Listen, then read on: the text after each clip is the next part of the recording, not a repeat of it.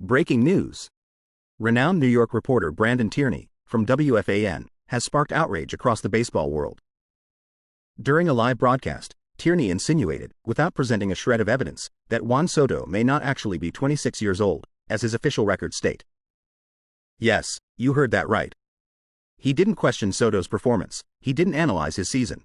He simply cast doubt on something as basic as his age. And while his words might sound like just another throwaway radio remark, the truth is they opened up a massive controversy. Because behind that insinuation lies something far more serious. It's an attack on the integrity and credibility of one of this generation's most important players. Juan Soto is not just any player. Since debuting in MLB in 2018 with the Washington Nationals, his career has been meteoric. At just 26 years old, he already has a resume that many players never achieve in 2 decades. That's why when someone like Tierney throws out an insinuation like this, it's not just cheap gossip. It's a direct strike against the trajectory of an athlete who has worked since childhood to reach the top. And this brings us to the big question. What does a commentator gain by casting doubt on something so fundamental without a single piece of proof? During his WFAN program, Tierney casually said, "Does he look 26 to you? I think there's a good chance he's not that age." The studio responded with some awkward laughs, a quick attempt to change the subject, but it was already too late. The phrase was recorded, and within minutes it spread like wildfire on social media. What followed was an avalanche of criticism. Fans, journalists, and even fellow sports radio hosts called his comments irresponsible and out of line.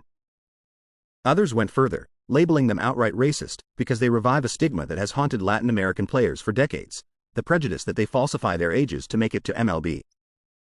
The reality is that MLB has had an extremely strict verification system in place for years to confirm both the identity and age of international prospects.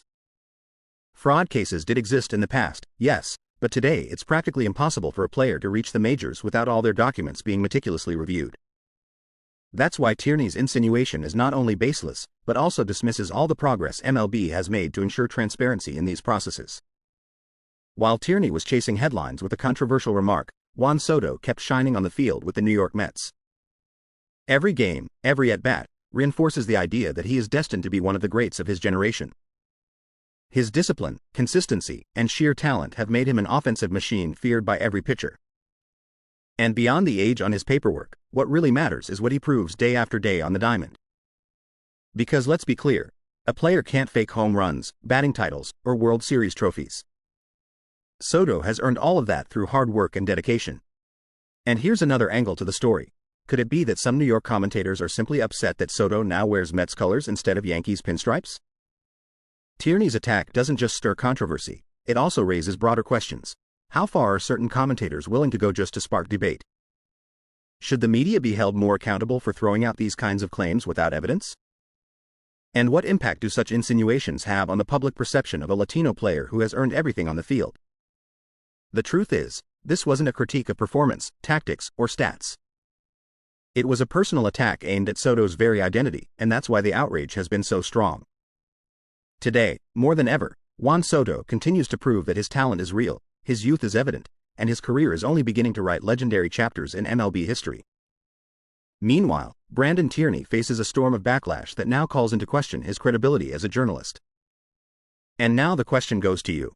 Do you think this was just an offhand comment, or a direct attack on Juan Soto's reputation?